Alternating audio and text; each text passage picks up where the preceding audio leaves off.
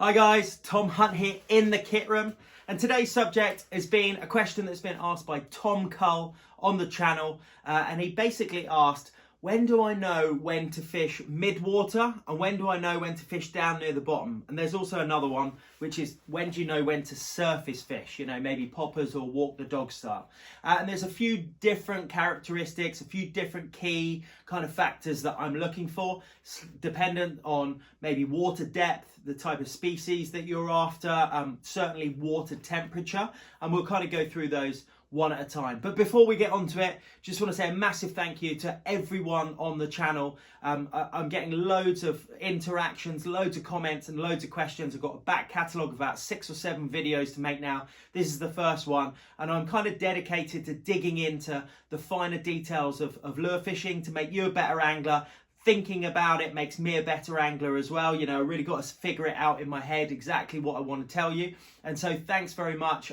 If you like my content, do like the videos, do subscribe, and just come and be part of the party, and make sure you put comments below and I try and get back to everyone.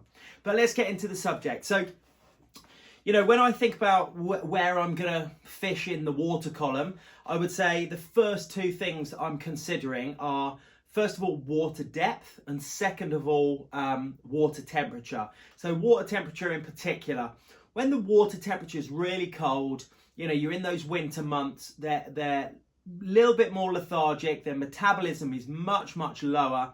I do find that those fish, they tend to spend huge amounts of time sitting almost on the bottom.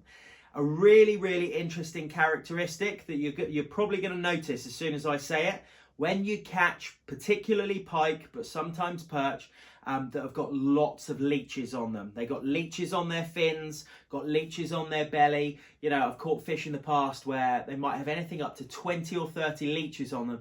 You know that they're spending huge amounts of time sat on the bottom.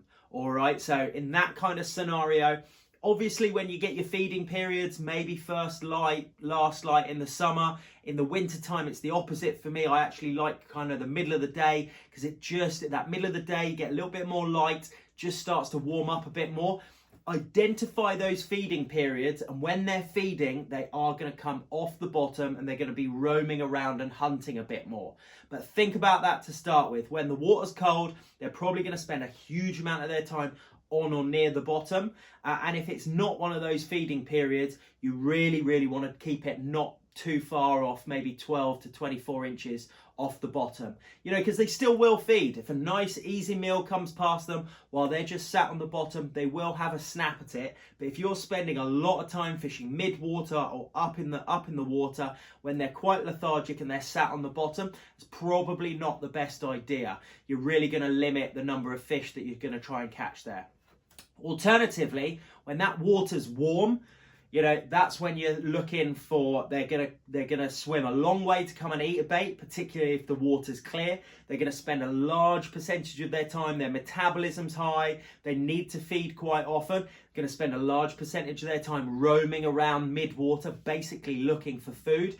And for any of you top water anglers out there, the best thing for top water is temperature. You're really gonna struggle to catch on top water anything kind of, sub 10 or sub 8 degrees Celsius in the water. As soon as it gets into double figures, and we're in the spring and the summer, that's when top water comes into it. So water temperature is really key on where I would think about, targeting in the water column. So as a general rule of thumb, the colder it is, probably the more I'm going to fish down towards the bottom. The warmer it is, the more I'm going to probably explore the middle and the upper layers.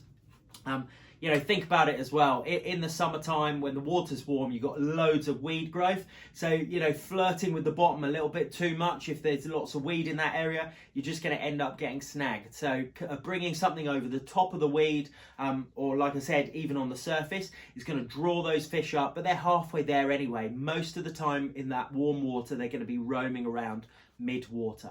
So that's water temperature.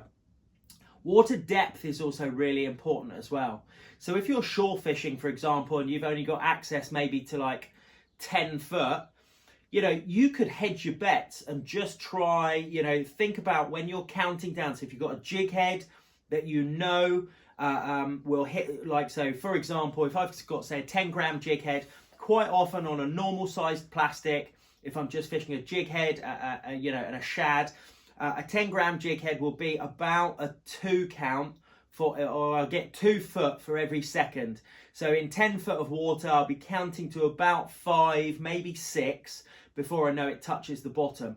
And I'm using that a lot of the time so that I can vary my retrieves. You know, if there is a bit of weed, I might only count to 1 or 2 and I'll keep it in that top 2 to 4 foot of water.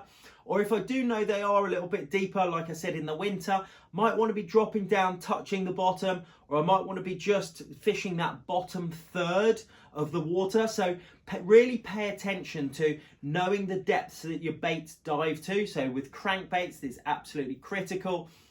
Know your setup and know your lip sizes and how deep those crankbaits go, and really search those different water layers.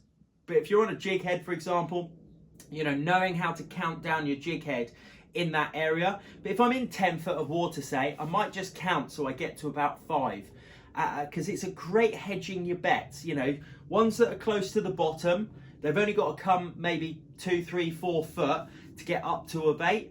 And if they're roaming around mid-water, I'm going to have a shot at them as well. And to be honest, even if they're slightly above that, when you've cast out, you're dropping down, you've got that zone where you're dropping down, coming up, flicking, and you're going to be working it up and down slightly. You know, you're really hedging your bets to try and catch at a lot of different depths. So yeah, really think about that. As soon as you start getting into deeper water, if you've got access to deeper water from the shore, for example, you're really going to have to search more for them. So yeah, like, think about the methods that you're going to be using, think about the type of structure that you've got out there, and think about the species. If it's warm and it's summertime and it's perch fishing, a lot of the time they're going around in shoals mid-water. Those pike, they're going to be sat down there. Pike always love to feed looking up, you know, and often they're going to be suspended. I often say a suspended pike is one that you can catch.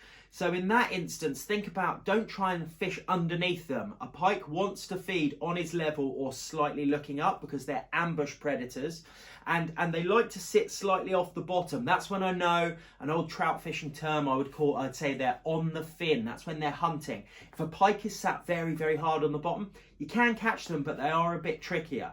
So depending on the species, you know, when that water's warm, don't be afraid to fish up in the water and fish quite quick as well. You're looking to activate them. I've caught zander this year, really good zander, where they're proper hunting. You know, a lot of people think that zander are very, very deep fish. All they'll do is sit on the bottom. You know, me and my boat partner Kev, we've been catching zander in shallow water, and even in, say, 15 foot of water, we've been catching 6 foot deep.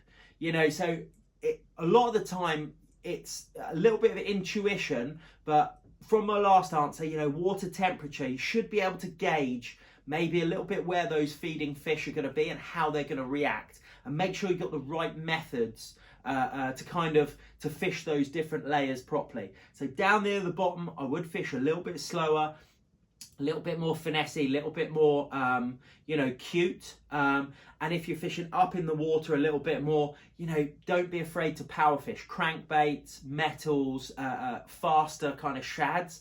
And because when they're up in the water, they are generally going to feed and they want to kind of chase a bait. So there we go. That's water temperature, a little bit about depth. And particularly on top water, for example, you know, I generally try not to fish top water anything more than about 20 foot deep, because I just feel like they've got so far to come up, unless I'm seeing signs of fish feeding near the surface, fry scattering, that type of stuff. I'm generally not fishing more than about 20 foot deep. And when you are, I really love surface fishing, you know, in that kind of 2 or 3 foot to about 8 foot depth, because I just always feel confident that my bait is never a million miles away from them.